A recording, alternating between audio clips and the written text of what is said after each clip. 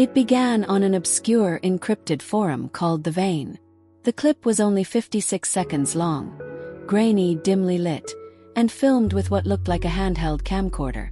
The title: The Vietnamese Butcher. Full scene, 2025. A man kneeling, hands bound. A masked figure beside him. Cleaver. Scream. Then static. Within hours, dark corners of the internet were alive with debate. Was it real? Who filmed it? And why Vietnam? Cybersecurity forums, journalists, and conspiracy threads scrambled to verify metadata. But every mirror upload had been scrubbed or corrupted. Some claimed the footage was filmed near Da Nang. Others insisted it was CGI.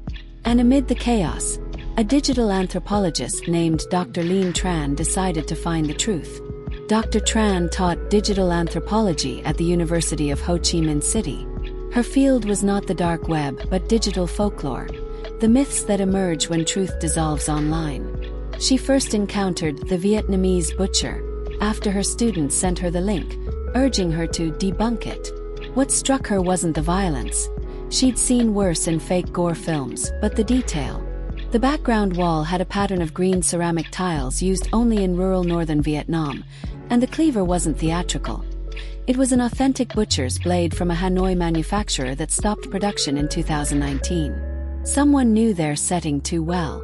And when she slowed the footage frame by frame, she noticed something chilling. A reflection of another person in the metal of the cleaver. Someone holding a phone, filming the killer. There were two camera operators. Curiosity turned into obsession. Lien posted a thread on a secure research board, seeking help identifying the location. Within hours, a message arrived from an anonymous user. "You're looking in the wrong province. Try Quang Nai." Attached was a single image. A butcher shop with the same green tile wall. She traced the shop's location using satellite imagery. And it existed. The owner, Nguyen Bao, was listed as missing since 2023. Local gossip suggested he disappeared after selling black market meat to criminal syndicates smuggling across the Laos border. Lien's pulse quickened. Could he be the man in the video? She booked a ticket north, telling her colleagues she was attending a folklore conference. The rural road to Quang Nai wound through mist and forest. Lien stayed in a small guest house owned by Mrs. Hung, an elderly woman who said foreigners came once before, asking similar questions. "Two men," she said, pouring tea. "One had a scar across his cheek. They showed me a picture of Bao too." Lien noted it down. That night, she searched for missing person reports linked to Bao's district, and found none filed officially. But through an encrypted Vietnamese chat channel, she discovered footage of local police raiding an illegal film studio near the coast 2 years prior. The official report said, "pornographic material." Unofficially, villagers whispered, "Real deaths were filmed there." Lien followed coordinates from an archived police map to a decayed warehouse half hidden behind bamboo groves. Inside, old camera rigs and props were scattered across the floor. Fake blood packets, mannequin limbs, and rusted chains. Could have been a film set. But when she entered a small back room, she found something worse. A whiteboard listing production dates, camera serials, and names. One read, "Butcher Scene, Q1 2025. Camera B, Lien." Her stomach dropped. Someone had used her name. Before she could process it, a flashlight beam struck her eyes. A man's voice shouted, "Stop right there." Lien turned to see a tall figure. Inspector Min Du, mid-40s, sharp features, short-cropped black hair, wearing plain clothes and a holstered sidearm. He knew who she was and why she was here.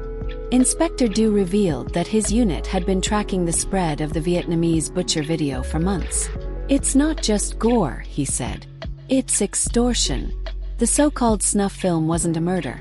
It was a fake created by cybercriminals who lured viewers into paying for exclusive clips, using AI to simulate human faces and blood flow. "Victims aren't dying," he said, "but reputations are." Still, one thing puzzled him. The production records in the warehouse were too precise for an internet scam. "Someone's turning the myth into an experiment," he muttered. Lien realized the video was no longer about gore. It was about control over truth itself. A week later, a new video surfaced. The butcher returns. It showed the same setting, but this time the victim's face was unmistakable. It was Dr. Lien Tran. Panic tore through social networks. Her department disavowed her research. The police denied knowledge of her whereabouts. But Min Du found something no one else did. The reflection in the new video's cleaver showed not a killer, but a mirror. And in that mirror a studio light. He uploaded a statement. No one has died. The real crime is our willingness to believe. The myth imploded overnight. But for weeks afterward, users swore they heard whispers in the static of the original clip. A woman's voice saying, "You look too closely." Months later, an anonymous upload titled Lien's Notes Archive appeared on the dark web. Inside were folders of her research, notes, and the message. If you're reading this, it means the footage was never real. But our fear was. The myth of the Vietnamese butcher faded, replaced by academic papers dissecting its cultural impact. Yet, somewhere in the ruins of that warehouse, the old camcorder remained, its red light still blinking faintly, waiting.